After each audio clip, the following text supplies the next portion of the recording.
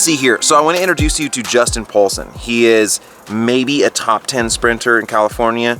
Like, he's super legit. He's up there, dude. He weighs 125 pounds. It's insane.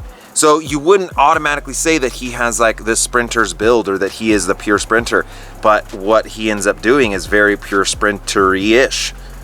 And so it got me thinking, like, can anyone be a sprinter? Because at 125 pounds, dude, it just feels like, boy, you should be a climber, because you would be amazing. So I asked him some questions about how he got into cycling and sort of just picked his brain about how he found out he was more of a sprinter and what he thinks about, you know, can anyone be a sprinter? It's a pretty good little conversation, man. Hope you enjoy. My name is Justin Poulson. I race for CycleSport Specialized powered by Muscle Milk. I am 19 and I weigh 125 pounds. As a 125 pound dude, do you think anyone can be a sprinter? Yeah, I think cycling is very unique in that most body types don't 100% correlate with what type of rider you are. Obviously, if you're 6'8" and, you know, 240 pounds, you're not going to climb that well. It's kind of, you know, a given. I know people who are, you know, almost a foot taller than me and they can outclimb me. But I know people who are, you know, big sprinter builds who can't sprint. I think you can be whatever type of rider you want, but how much dedication and how much effort and how well you know how to do that directly correlates with whether or not you can. When did you start cycling? I got a bike the day before I started high school and just rode around because it was fun. Continued riding around for half a year, and then the bike shop I hung out at told me about the track, and I was like, wow, that sounds cool.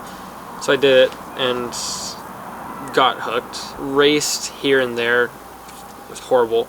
The next year in 2014, San Jose Bike Club offered to give me a road bike if I was willing to race, and I said, of course, that sounds like a great deal. And from then on, I was pretty much hooked. Was sprinting something that you sort of gravitated towards right out of the gate? Like, did you feel comfortable with that? So as a fixie kid, I would ride around town, blow through lights and stuff, and then, you know, like, obviously that was training.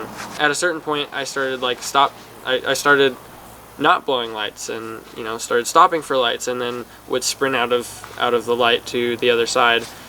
And I did that over and over again every time I stopped, just because it felt good and it was fun. And so, in a sense, I trained it, but not on purpose. And the thing is now, you know, like, my sprint has gone up significantly by training it. Why don't you train specifically for climbing when you already have the framework or the body that would possibly suit that the best? I still do. It just takes a lot more time because I've had, you know, so many years of sprinting or sprint training. You know, like the first 3.5 years of my cycling career, I didn't know what I was doing. You know, I've only been specifically training 1.5 years, 2 years almost. I'm definitely getting stronger, and I'm becoming a better climber and better time trialist, and, you know, I can ride breakaways now. So it's not like I'm a pure sprinter, but that is definitely my standout trait currently. What is a part of your training that is targeted specifically towards being a sprinter?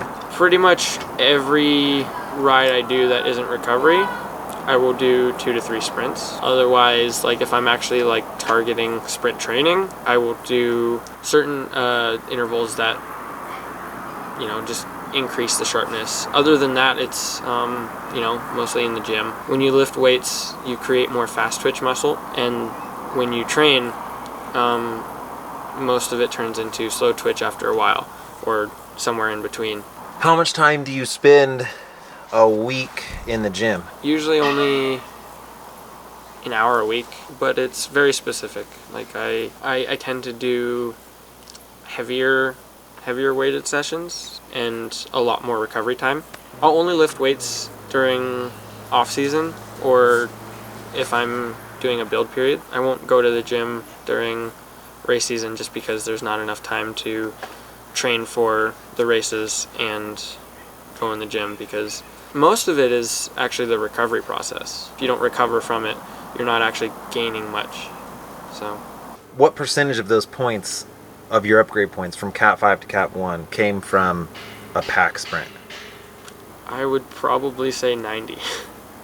So I have successfully ridden 3 breakaways in my entire career, but one of them was after I got my Cat 2, so that doesn't really count. One result where I won out of the break, and that was San Dimas 2017 in the crit at the Cat 2s. How big of a role do you think your genetics play in you being able to sprint, or do you think you just trained yourself into that? I think you can overcome genetics to a certain extent, but at what point does it become a waste of time?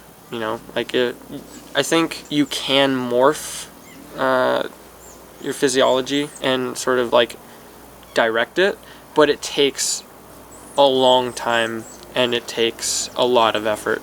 So in order to do that, how much time you're willing to dedicate and how worthwhile it is are, I think, the main factors. What's the lowest watt per kilo FTP you've had and still won a race? Probably like 5. 5 watts per kilo? Yeah. That's high as shit. What do you mean? I mean, 5 watts per kilo for 20 minutes is low compared to you? Like, what is your high? Not compared to me, compared to like what other people are doing. I know people who I can beat in a sprint, but their FTP is like 5.3 or, you know, higher. I'm at my peak, it's like 5, and that's still relatively low for the people I'm racing against. Why aren't you a better climber then with a 5 watt per kilo 20 minute? And you're super light. My energy systems, like I am not able to climb well after a certain amount of time. Like my 5 minute is really good, but anything after that, just my watts per kilo, it's actually something that I'm slightly confused about, because there are people who have relatively lower power, but they're still climbing better than me. Or does your coach want you to focus on anything outside of that, like on your weak power curve, or are you trying to increase your spike and make that even a greater difference? More of trying to bring everything up. Obviously that's what everyone wants, but it's, you win with your strength and lose with your weakness. So obviously I'm still working on on my climbing ability, and most of that is just a lot of it is in the off season. The off season is building the foundation, and it's like boosting your foundation, and then when you get into the season, you're kind of just like sharpening it. You're not really bringing your foundation up, and you're not really adding much to it. Your best or favorite workout to develop a sprint? Sprinting out of lights, like racing cars out of the lights. That was one of the main things that I used accidentally to give myself a sprint. The thing with sprints is, training in general, you get better by doing it. Most of it is technique. When you sprint, the most efficient sprinting technique is going to give you the best power, and a lot of it is technique. So you can have a relatively good sprint just by changing how you sprint. Elaborate on some of that technique. Most of it is, a lot of people tend to have their wrists like straight as if they're riding just normally in the drops, and so when they're sprinting, their wrists are twisting inwards. But when I sprint, I hold them farther outwards so that I have more leverage, and I'm able to transfer power more effectively and efficiently by having a straighter wrist. And then another thing is getting lower. That's less about power and more about speed. When you're sprinting at speed, you're going 30, 35, 40 miles an hour, and that's a lot to deal with aerodynamically. And so just by changing like your profile and becoming smaller will increase like how well you can sprint. What would your advice be on having someone find what kind of cyclist they are, what type of cyclist they are? First thing I would say, do power tests. The 5 second, 1 minute, 5 minute, 20 minute, those tend to be the best to compare, and they give you a broader picture of, you know, who you are. And then on top of that, I would practice them. Specifically do different like power types. I would say go on a group ride and try and sprint. Go on a group ride and try and attack late. Go on a group ride, try and attack early. Go on a group ride and attack from the gun, you know? So it gives you this sense of what works and what doesn't. Obviously variables come into play, but if you're just painting a basic picture, it gives you a really good idea. And then you can base it off of that. That's a killer way to end it, dude. For me, I've never had an explosive bone in my body. It's just all sports I've ever done, I've just never felt comfortable exploding or going fast or going hard.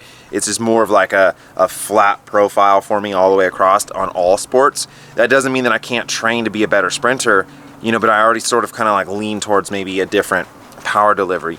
But that's what's so awesome about cycling, dude, is we're all doing the same sport, right? We're all racing our bikes, but we all kind of have different advantages on the bike. And so how do you play that? How do you play to your strengths?